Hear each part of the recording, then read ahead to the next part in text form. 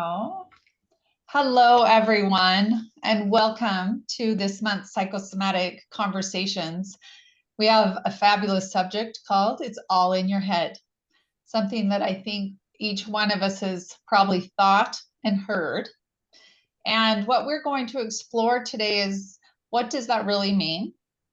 Because in psychosomatic work, we know that what lives in the head is also manifesting in the body. And the mind really prefers to compartmentalize what it doesn't understand, and then the body will hold those pieces. And the disconnection between the mind and the body can create some looping in the mind, some confusion, and different symptoms that can be confusing. That's really what we're going to discuss today, and hopefully create a bridge between what we're thinking and feeling. Where does logic and intuition come in? And recognize, if you feel like it's all in your head, there are other questions that we can ask to really bridge that, to check in and come out of the brain and understand and be more aware of what's happening in your body as you are aware it's also in your head. So this conversation today is a lot about awareness and understanding psychosomatics from that lens. So we'll start with you, Linda, and your experience with It's All in Your Head, a little bit about that. Yeah, thanks, Christy. Well, I guess it's the ultimate, we've mentioned this a few times in regard to the meaning, the original meaning of psychosomatics and the mind-body connection, and people going to the doctors and being told it's all in your head. And one of the things is when we're taking a look at the emotions and how the emotions are perhaps stored in the body, it's easier to start to hear and to notice when people are actually compartmentalizing their thoughts as opposed to their feelings. And one of the most common things that you notice is that people will tell you the logical understanding for why situations started to occur, and that can actually create quite a lot of pressure in terms of the thoughts just looping around, because they don't get to have a full dialogue before a part comes in and interrupts the flow of anything against the protective thought. So, So, so unpacking it down into and working with clients to actually get them to notice is really important. And you mentioned awareness. I think awareness is perhaps the very first thing that is the most significant part of the psychosomatic process, because without noticing it, it doesn't really come into the conscious mind. It's basically still in the unconscious mindset. And we need to start bringing things to conscious awareness for the conscious change to take place. so true. Thank you, Linda. And Sean, welcome to the discussion. Thank you. And it's fascinating to be in the same room with Linda today. I find this topic to be quite a key for individuals in reclaiming their ability to be able to progress, to move through what is occurring in life in order to see what's on the other side of the circumstances or situations. It's also a really beautiful key in comprehending where we are as individuals, what is our hurdle, and our willingness or ability to be able to experience life on the other side. And when I say life on the other side, I mean on the other side of whatever is blocking us, or whatever our system is trying to protect us from, excessively protect us from, or be able to easily walk through a situation that some may experience as threatening or excessively intense, or something that may be overpowering us, or we're unable to find the resource to be able to match it or meet it. Mm. So all of those limitations are then at work or at play within our body, and we can feel the effect physically, emotionally, and mentally. And sometimes those things gang up on us and therefore create the inability or the disempowerment rather than the progression of what needs to happen to let life in and let life through. Mm. Thank you, Sean. It brings me to a question of why do we compartmentalize? Because compartmentalization most often comes from our upbringing of safety within an environment, and to bring awareness to that piece in and of itself, that the brain's need for safety and order is very important. And can we notice that when that need comes in of, so say there's an activation or a trigger, and noticing, just like you said, Sean, the pieces of moving through it, how the different stages, the different reactions, like freeze. Some people freeze and don't feel anything. Some people will go into an anxious flee or a fight. For us to begin to notice when that pattern shows up. And I also think compartmentalization is really important. Yeah. To be aware of when your system goes into something like that, and then handle it later in a safer way or whatever needs to happen to regulate. So I'm curious, and Linda, we'll start with you again.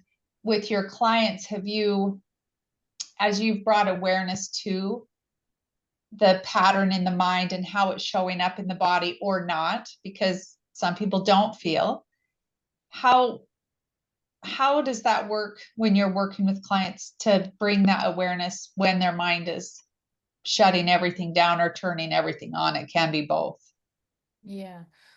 Often clients are aware that there's something not quite right, that they're aware that they can't turn their mind off, and their body's starting to speak loudly with physical symptoms.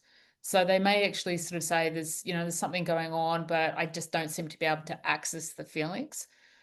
And carrying on from last week with our or last month with our photo splits, finding the two sides of the person's face, the right side being the public face and the left being the private.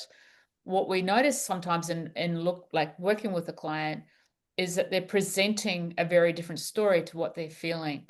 So it's a really good anchor to start at that point to create the awareness of the different dialogues and how one of the dialogues has been created usually as a protective pattern.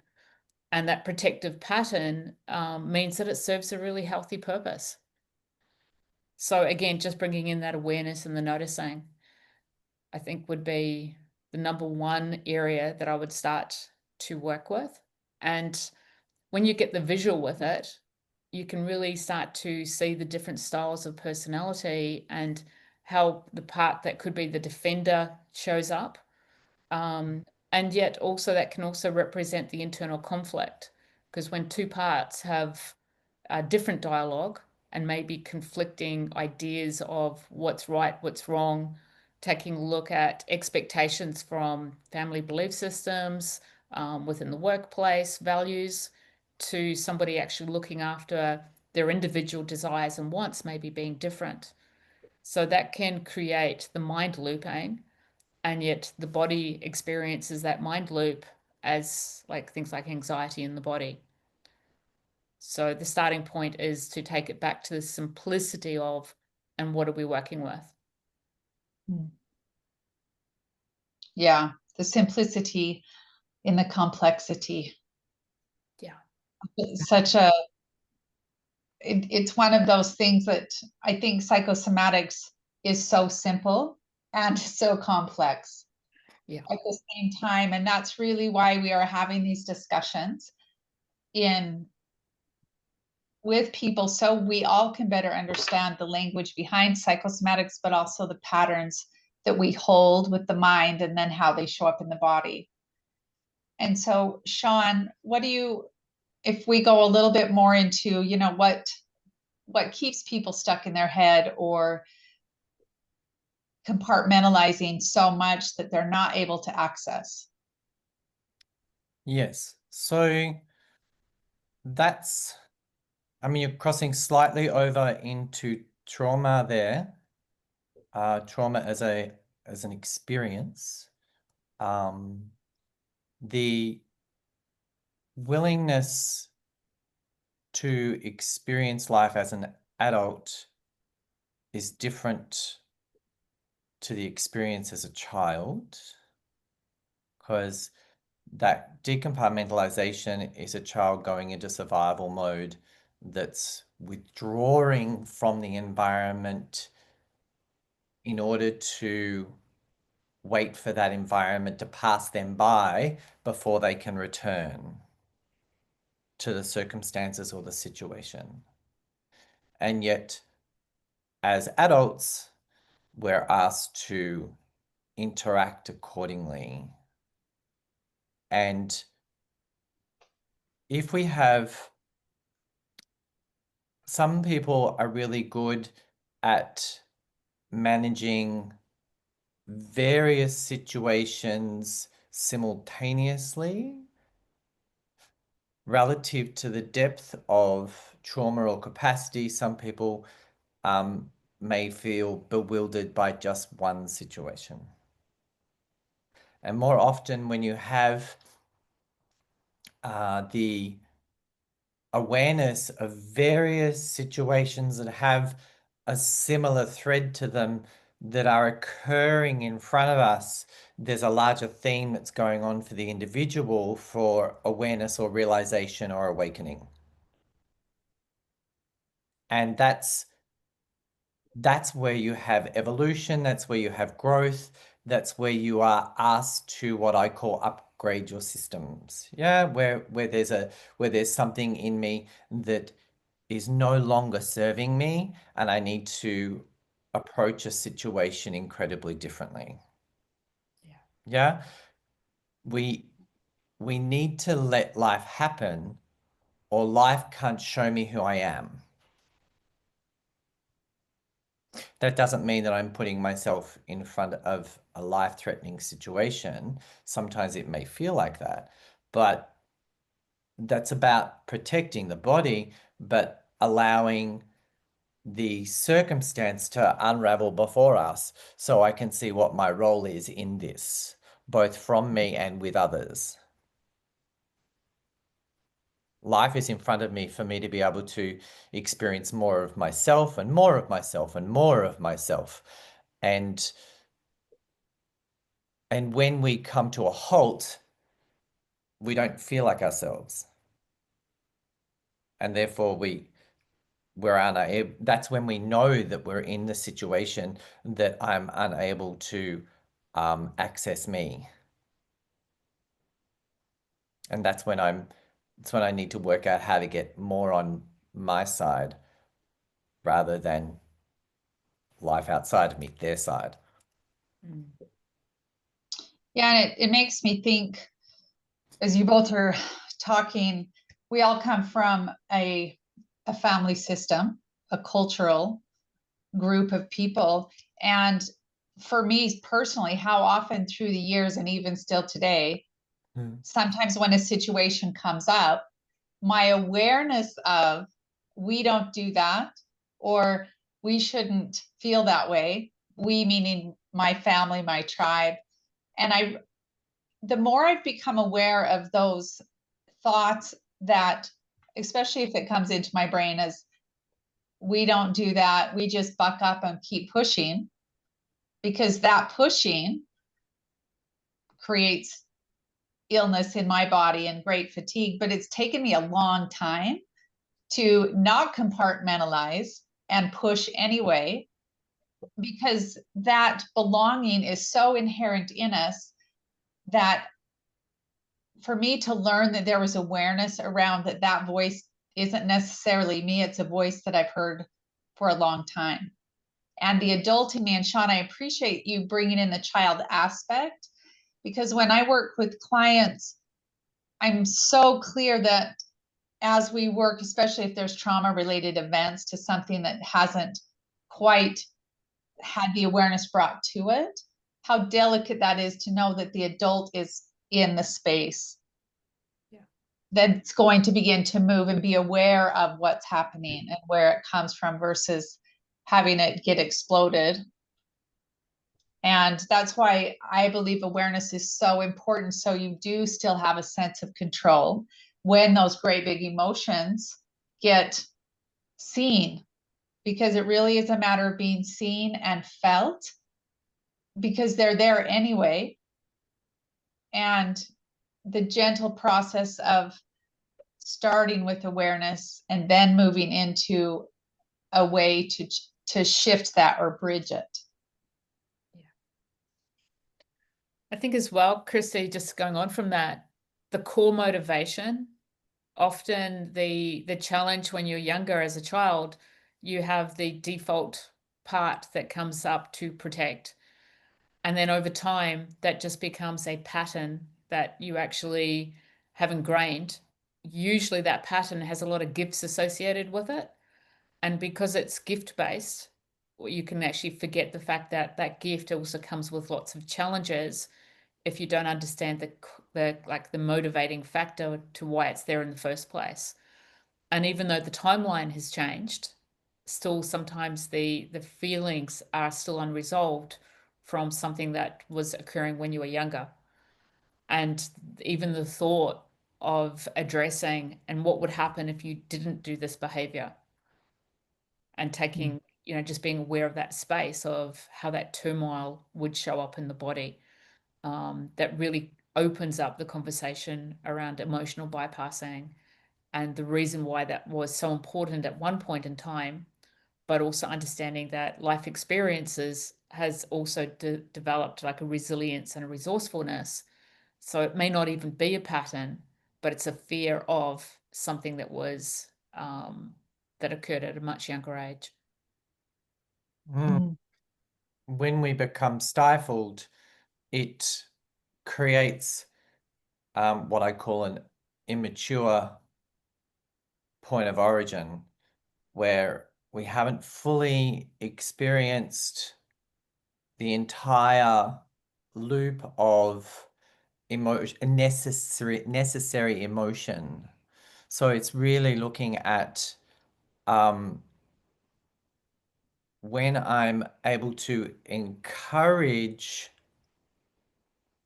the full experience of how something is affecting me or moving me, then I come to a new point of clarity. But if I stifle it or stop it from fully occurring, then my brain doesn't receive the reason or understanding of the sensation. So then it goes into protection mode because it doesn't understand what happened or why this is occurring. The one guarantee that I know across time and time again is that when we experience a feeling fully to its entirety of cycle, the mind will receive understanding and clarity, but not until it's finished. We need to finish the emotion. We need to encourage the emotion so the emotion can show me. And that's when the brain goes, oh, is that why you feel that way? It's a guarantee every time. And our willingness to remain within that emotional moment for its full cycle requires a particular style of parenting or a particular style of encouragement, so we feel safe to be able to fully experience ourselves until that fully finishes. And that's when the brain sees me as somebody that has progressed, or sees me as somebody that's integrated, or sees me as a new version of myself, a stronger version of myself, because of the depth in which it's been revealed. I think with that, Sean, you're kind of talking, you're both talking about it, to split between what we know and then connecting to what we feel. Because what I've seen, I'll use myself as an example again, if I'm not paying attention and my brain starts to loop, I will actually start to get busier because I'm avoiding what I'm really feeling, which might be sadness or anger. And it's the recognition when I think I know what it is, and yet my mind is moving faster or I'm doing more. There really isn't a knowing in my heart yet. I haven't felt it, and I haven't allowed the expression through. And as we are here teaching how to create a bridge, for me, that bridge is to literally shut everything off and sit with myself for a minute, or to go outside to pay attention to what wants to run so quickly and keep moving. Because for too many years, I kept moving. And when I first did psychosomatics, I thought I was in great shape because I had literally been doing so much. And the right side of my face was so square. And as you can see, I do not have a square face. But the right side was so square because my doing helped me feel like I was in control. And I had been ignoring what I was feeling. And that knowing and feeling, there can be a huge split between the two. Yeah. I find, Christy, that I've been seeing quite a few clients recently, and that theme seems to be coming through quite strongly. And quite often there's a big difference between in childhood being not loved versus some area of their body feeling neglected. And sometimes that situation doesn't occur from any other reason other than you've got a pressured family situation where somebody could be ill within the family. And so the attention needs to go on the person who's unwell. And at a logical space, everyone's okay with that because everyone understands that that's okay. But it doesn't always mean that the body's needs are met, that the individual that maybe is missing out on some of the attention, that they're still missing out on the attention. And so what I see age forward, a couple of decades, is the attitude of always being responsible, always being the one that carries the understanding, the logical, practical understanding, but actually not tapping into and what was the child's feelings. And it's really difficult to access the child's feelings when there's a part, well, of course I was okay with that, but it's actually the logical, practical part that keeps them from actually accessing how the child would have felt, how the child would have experienced that.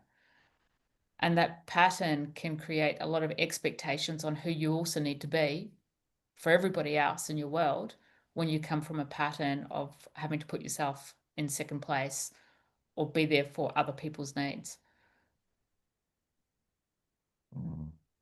And of course, that shows up in the body with physical sensations, which we're going to be talking more next month about the psychosomatic conditions and symptoms that show up on the body.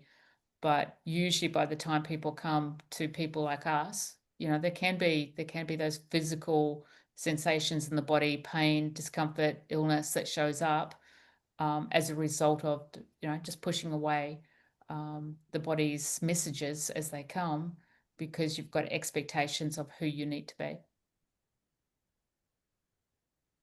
Yeah, the ability or inability of a child in an environment that is 100% supported, encouraged, embraced, acknowledged, so they return to a regulated sense of self. That regulated sense of self is when we feel like ourselves again. And when we experience the self as ourselves, then life feels possible. And when the improbability of life is at play, that's where we meet confusion, that's where we meet disempowerment, that's where we're trying to work out based on other people's recommendations around what I should do, what can I do, where is my solution? And the solution is more often than not, but what does it feel like to be trapped where you are? Mm. And the moment that you're willing to feel that entrapment in one way or another, then it starts to dissolve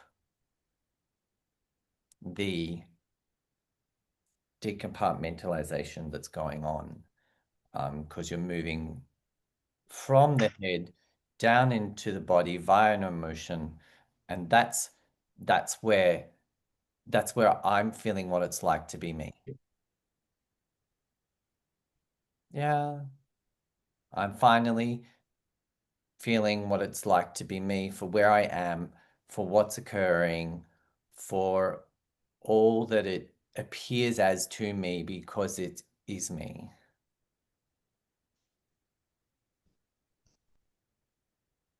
Yeah, at any given point, all of us have had moments where somebody has stepped before us and just held us, which relieved us of duty. And when we relieve that duty, it's like the soul or the spirit returns. The signature of who I am can rise again. It's safe to do so. And it's learning how to perform that internally for ourselves. At times we do need others to hold that space for us to remember that space. Yeah, it's when I work with clients, how I see that, Sean, is welcoming all the parts. All the parts of us that were fractured because we're human. I don't think anyone goes unscathed at all. I don't believe that. But those fractured parts in the body, when they are witnessed, when they are like seen even in our face or our body, let alone touched and felt, it's how I would describe it is it's like someone coming up for air after being underwater too long. And it's like a, and then the emotion moves and the body settles. The dangerous part is if we wait too long to allow ourselves to come up for air and feel what we have pushed down mentally, because we know it's there, but it doesn't belong anywhere else. That's dangerous, because it starts to solidify and become weighted. The longer we wait, it's really what starts to make people sick, because there's nowhere for that energy to go. And the brain keeps trying to keep it contained, and it is contained until it's not. And then and when it's not, sometimes can be a massive explosion or an implosion, can be a stroke, can be getting an injury that puts you on your back for 3 months, because the intelligence in our body will let us know that it's not in balance, and the mind has to let go in some way. And there's quite a bit of research finally coming out now to support that it matters to process through what has created us and all the parts, so we become more whole. And like you both are saying, to get to know the parts of us, and I believe make room for all of them, because there's so many different aspects of our experiences. And there's no perfect perfect scenario or aspect. They're kind of messy sometimes. And life is still going to happen, which there's just not a lot of straight lines right now, or in life, period, because it happens. Linda, you have something to say? No, I think you said that beautifully, Chrissy. Really, really beautifully. And everything is every part has a valid place. Every part has strength. And the more that people recognize, you know, that internal dialogue of what that dialogue is representing. For some people, it's helpful to kind of name the different styles of dialogue that's inside the head, because it will give them an access as to how much of what's inside of the head is loving and kind, and how much of it has been protective, disruptive, requiring maybe just to be heard, but also that loving voice. I usually introduce, you know, would you say the commentary that's inside of your head, would you say that to the person you loved most in the world? And just as a benchmark for some of the remarks, and to reframe when they catch themselves, when a person catches themselves being particularly mean, to literally just go, okay, reframe, cancel. Whatever they like, to do a reframe on that. If they want to engage in a dialogue, it could be, that's not very nice. And maybe say something more pleasant. Because it's like a muscle memory as well. The more that you start to be kind and nice and gentle and loving towards the internal dialogue, and create a safe space to exist within your own body, the more that creates a cohesion approach to the mind-body connection. But if internally your mind is not safe, then why would you want to be there? Yeah, so the more we can create that loving space inside, the more someone's going to want to be inhabiting their own body. Yes, the internal atmosphere. And the way in which we design our internal atmosphere is there are overriding themes that can be applied to, yet each of us have already had experiences growing up where we recognized how else we wanted attention, wanted love, wanted encouragement, and we continue to search through life in hope that somebody will give that to me. Yet self-love is me implementing all of those things simultaneously. There is a part of me that does already know how that atmosphere needs to be in order for me to thrive, because I'm already aware of how they were or how they weren't. So therefore, my self-love key is to become what they weren't, or what else I really believed I needed. Our version of love or unity is already inside each of us. What I understand as unity may be different to the next person. And that's where face reading comes in. We get to see the qualities of how somebody currently exists and the ingredients that is there in order to create unification. And the moment that I become the project for myself on creating the inner atmosphere that gives rise to the grace and tenderness of who I am, then it also works as a deflection shield to the rest of the world, because the world doesn't belong in me, it belongs outside of me. I belong in me. The world belongs outside of me. And if there are parts of me that are occupied about the world, why are those parts inside of me? They need to be outside of me. Because whilst I'm occupied on what's outside of me, I am disinterested in what's inside of me.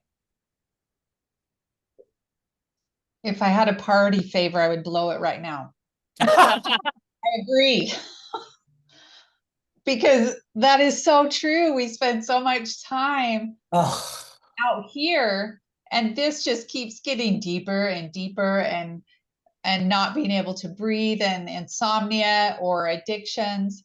What's happening in us that we are not valuing enough to understand and be with, where this becomes, the outside becomes all consuming, and that is not who we are. Yeah. That is not who we are. It's such a beautiful way to say that. And what I do love about psychosomatics is we are emotional human beings and intellectual. And in psychosomatics, the flesh represents our emotional response. So as you take the month to pay attention and become aware of your emotional response in your flesh, that we can have a deeper conversation about what that means. It begins though with noticing, like clenching, or a pain in your stomach, or sometimes people can be really bloated when they feel like they have to be defensive against the world. There's all these different symptoms that the flesh, through psychosomatics, brings us information so we can get a clearer story about what's happening internally, and perhaps our reaction to the external world, especially today, because there's so much happening in our world.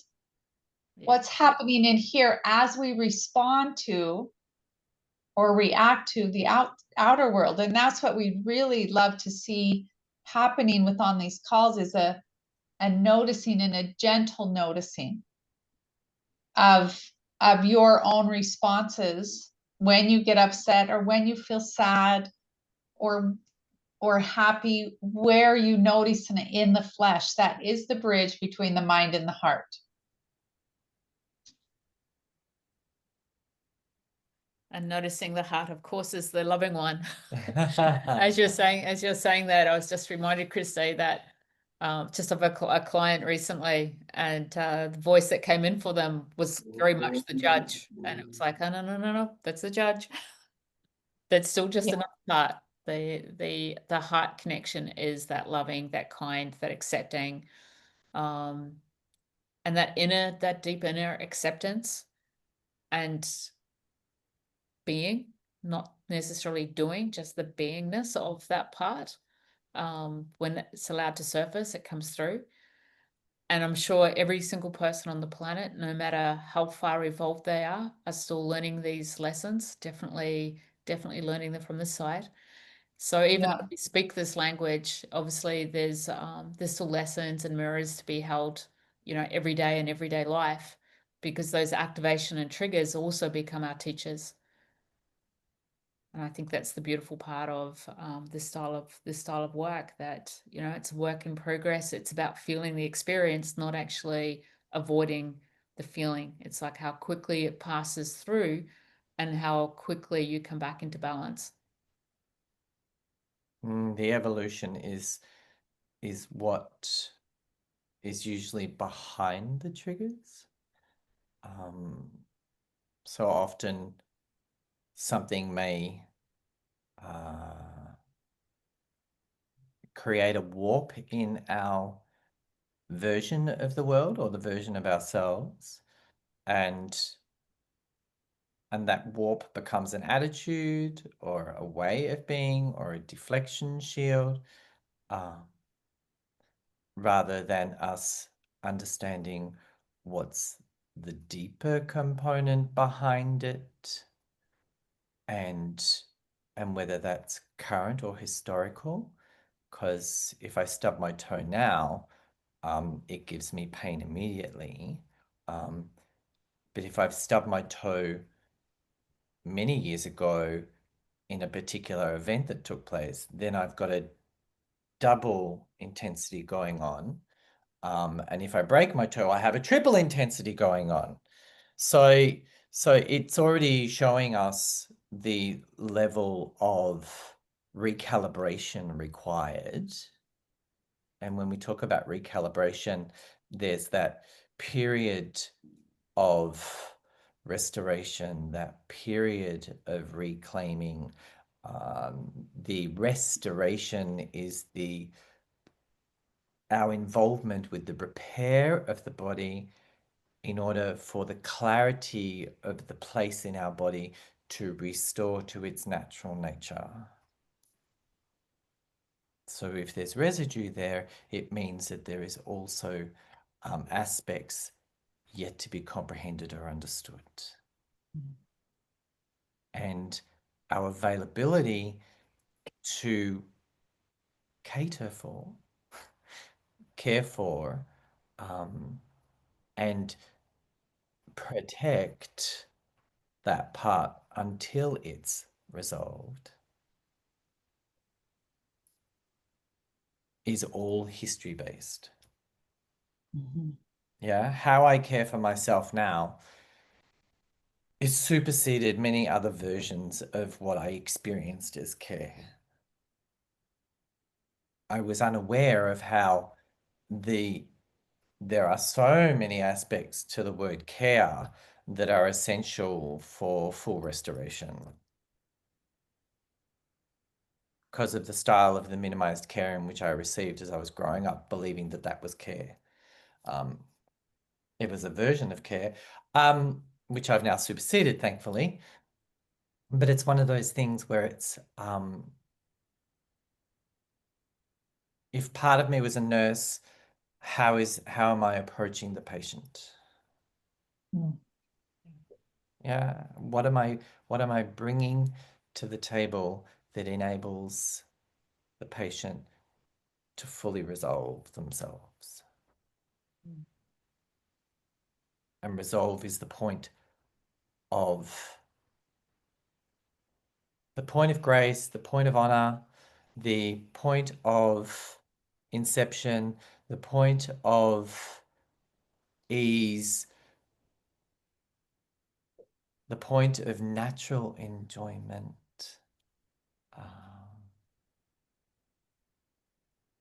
The point of intrigue, the point of fascination.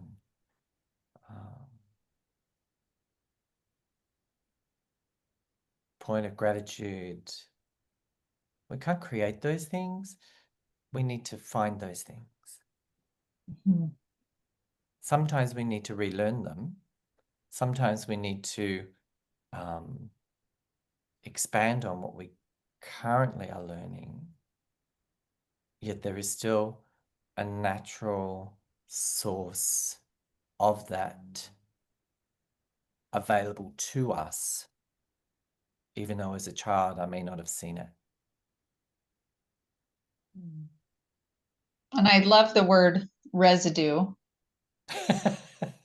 Because I use that word so much in my sessions with people, because we are so layered and we are extremely complex, that we have residue that will come up with an emotion, could be residue of resentment, anger, sadness. That residue literally will rise up, move through us, and you'll feel better for a while, and then there might be some more residue. Because our systems are so intelligent, they understand how much to move in a safe way.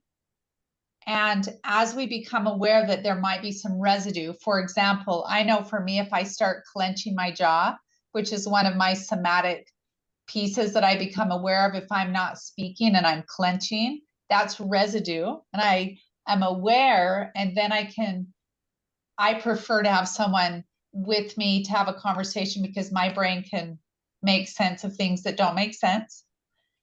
To be able to speak in another, so I have a witnessing of that residue, and then it moves through. Because I do believe healing happens within community, it happens within another with us, because that is love. And as we notice ourselves as well, that's important.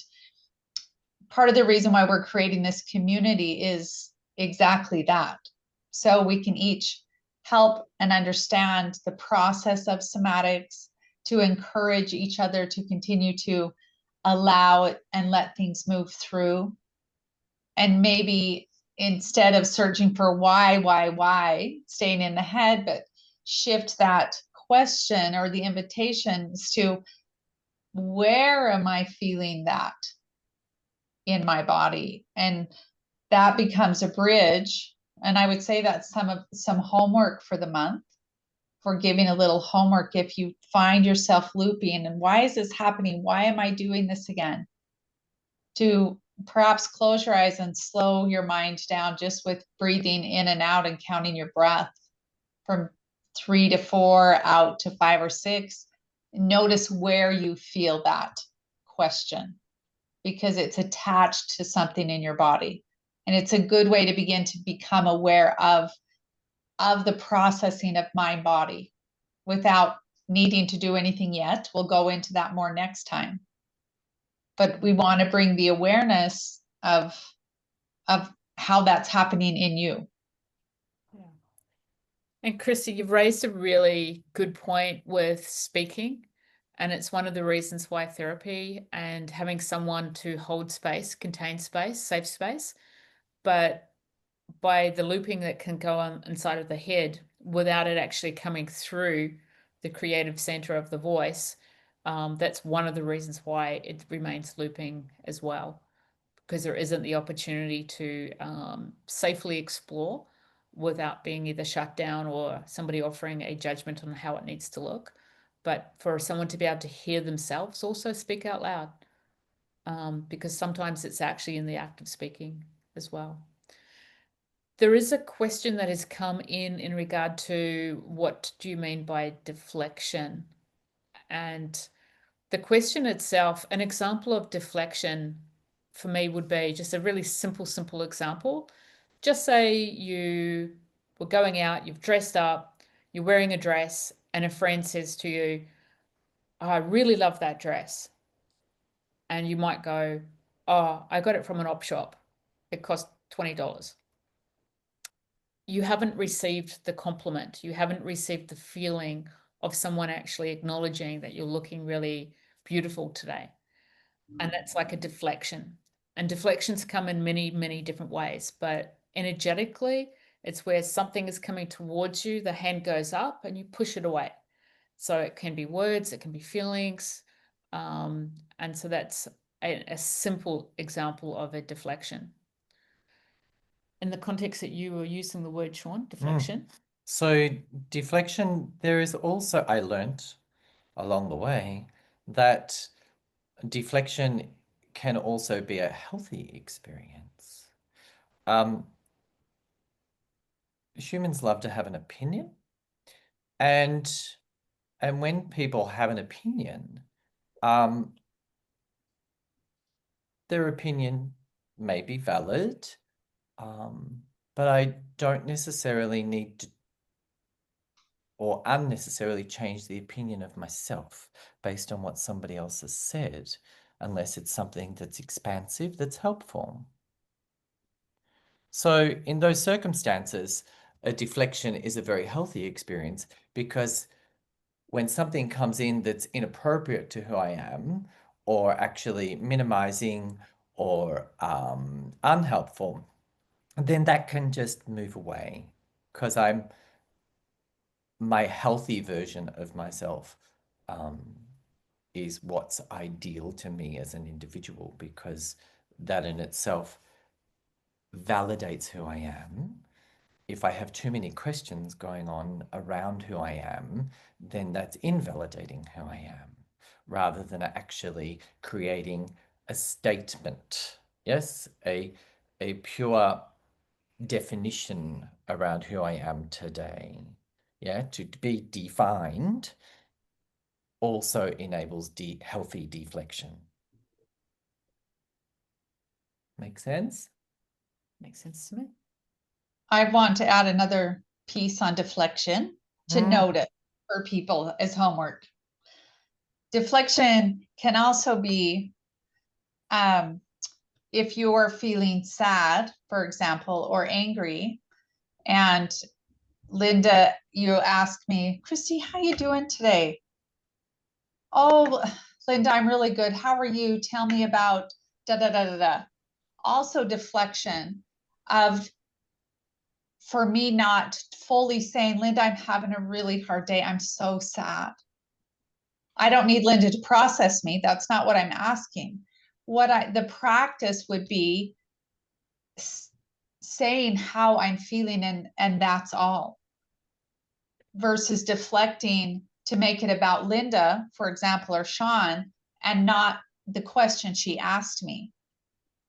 Or as saying I'm busy or I'm fine. That is also a huge piece of deflection.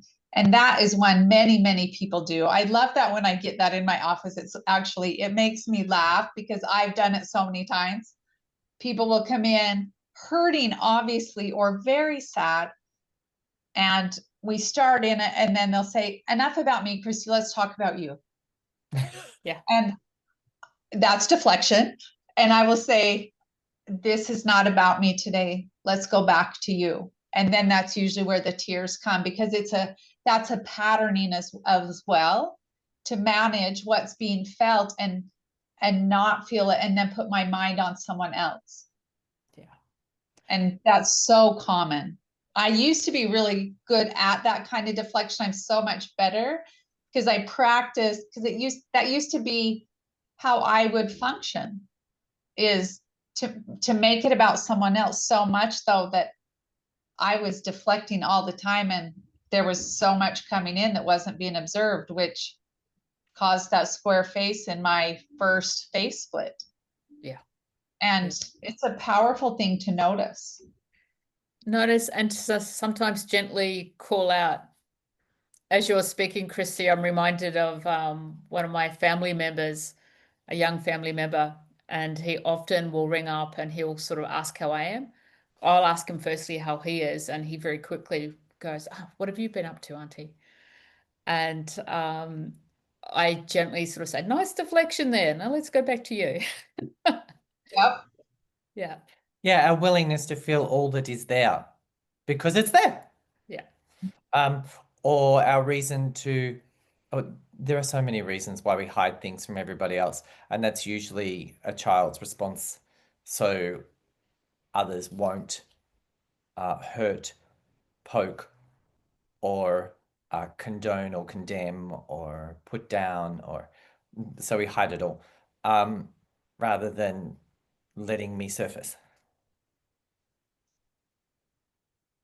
So over the next month, dear crew, Yes.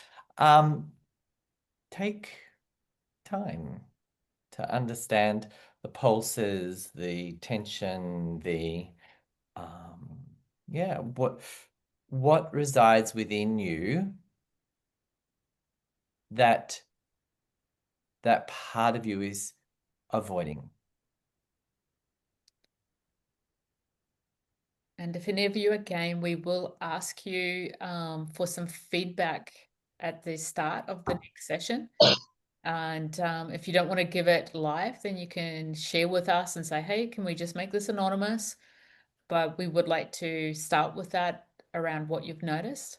So please give us some feedback. And if you're watching the recording as well, please feel free to send in, or even just to show up next month. How adaptive are you with discord?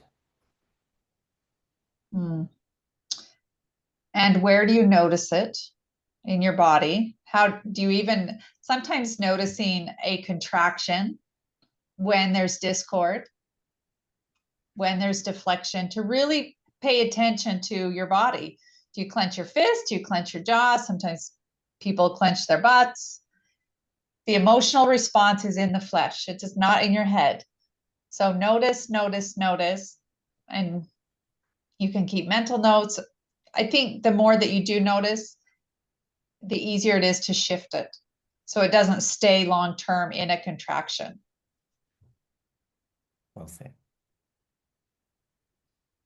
So do we want to do any questions or have questions next time? Next time. Next time. Okay.